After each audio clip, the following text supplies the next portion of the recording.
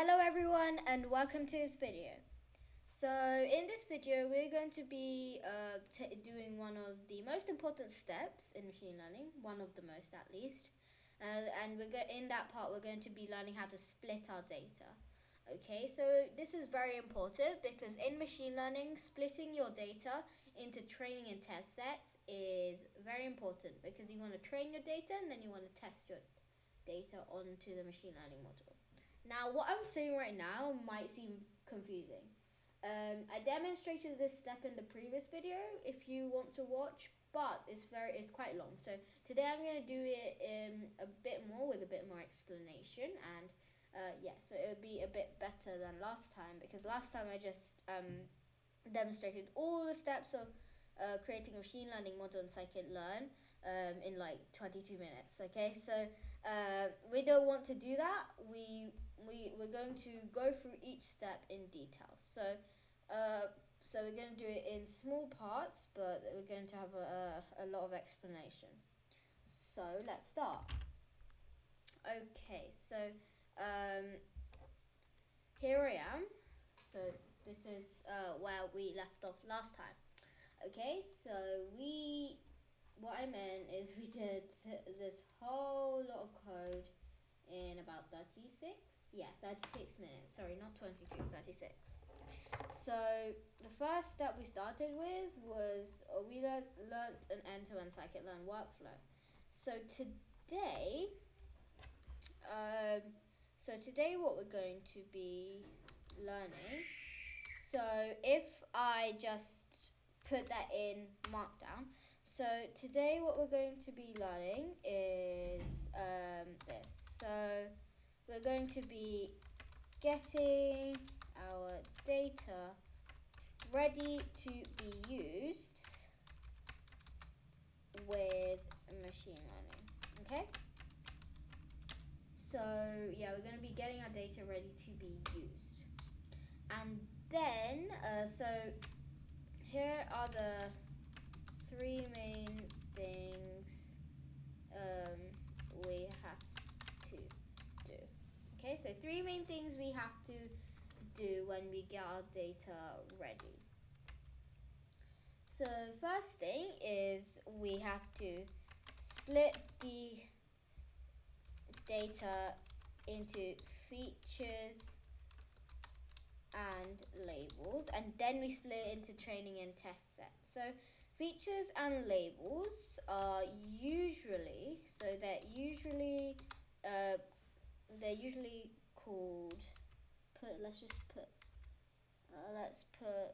usually called X and Y. Okay, so that's what they would we would usually split them into. And then number 2. So let me just check if I put that. Okay, there we go. So then we have number 2. So number 2 is converting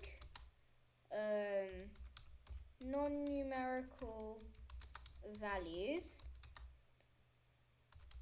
into numerical values. So basically that means we just have to, like, if we have data that has columns with words on them, containing worded data, then we want to turn that into numbers. So we can so it's also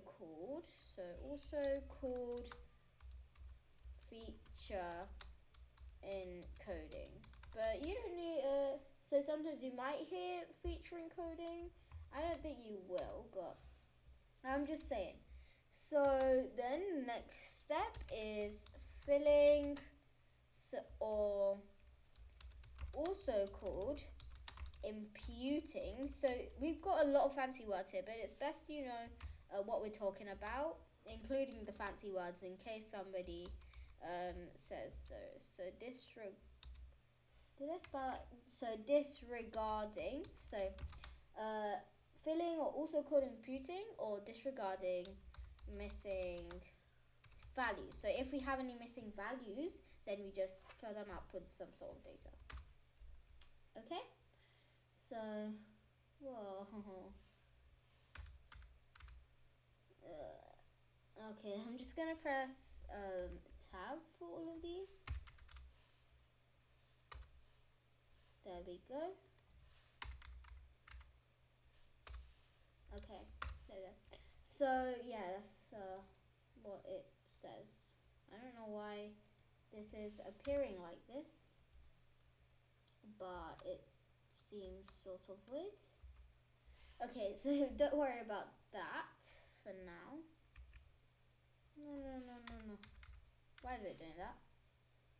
Okay, there you go. So yeah, that looks a bit weird, but it'll be fine. So I'm just going to zoom out. I don't know why it's so zoomed in. Hopefully that's clear enough. Yes, it should be. So there you go. Sorry, guys. So we had this heart disease that we already imported. So we had this heart disease data set that we already imported. It changed a little bit from the previous series, but don't worry, it's fine. I'll put the link below if you want. So heart disease dot head. It is quite long. That's why we're only putting heart disease dot head. So today we're going to be looking at splitting the data into features and labels, usually X and Y. So first we're going to split it into X data. So our X data is going to be all of these columns other than the target. So our target will be our label data. So we're going to say X is equal to heart disease dot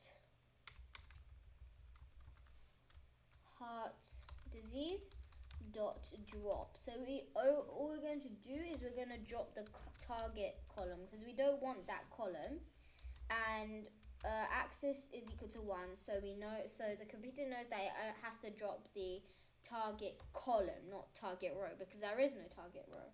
If you did put axis is equal to 0 or any other number, it's going to give you an error, so make sure you don't do that.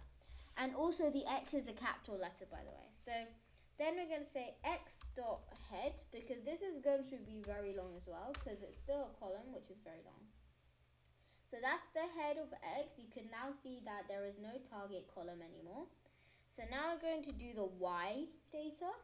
So Y is equal to heart disease target, because we only want that column. We don't want all the others. And we're going to say Y dot head. Now Y will be just a set of numbers, because it's only one column. So this will be a series, a pandas series, okay? Because yeah, that's what it's going to be like, okay? So now that we have done that, what we need to do is we need to split the data into train and test sets. Okay, so training and test sets, just important sets that you need to use when you're making a machine learning model. So a training set is the data that you train your machine learning on. So get it used to that data. And then once you think my machine learning's ready for evaluation, then what we do is we test it on the test data. So we test it on the data it has never seen before, and it has to be different. Otherwise, we can't really. Otherwise, there's no point even testing them if the data is the same, or they've already seen it, or the machine learning model has already been trained on that data. So that's why we have training and test sets, to just keep them a bit separate. So we don't need to do this manually, because scikit-learn has something called train test split. So I'm going to say from sklearn dot model selection. So I know I did this in the previous video. I imported it in the previous video. But we're going to do it again just so we know. So just so we know that it's for splitting data. So train test split, because it splits data into train and test sets. So we're going to say X train. So remember X is a capital letter. X train, X test, Y train, and Y test is equal to train test split. So we got, whoops, let me just quickly do this. So we got X, comma, and then Y, comma, and then we have got test size is equal to 0.2. Now you may be thinking, what is test size? So test size is test size is 0.2. So that means the test size is 20% of the whole data set itself, not Y, not just Y, not just X. It's the whole data set itself. Okay, so test size would be 20%. Yes. So yeah, so sorry, it would be 20% of Y and X. Sorry, not the whole data set. So X test would be 20% of X itself, and then Y test would be 20% of Y. Okay, so that's how it would work. So these would appear as NumPy arrays. So you can check the shape of this and like pandas data frames. So you can look at the shape. So we're going to say xtrain.shape and then xtest.shape. So the reason I put in commas here is so we can see them all at once and they're not always in different cells. And then we're going to say ytrain.shape and ytest.shape.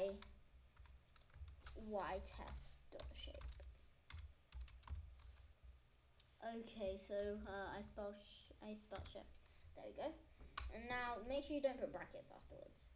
So basically this is, so X train is 242 by 13, 61 by 13, and then Y train is 242 by 1. So if it's blank here, that means by 1, and then this one's 61 by 1. So why are these two different? So remember the test size was 0.2. So if we look at X dot head all together, actually let's just view X dot head. Don't worry, it won't waste a lot of space. If we look at X all together, it has 303 rows, 13 columns. So the 13 is the same here, but why is this number different? So if we do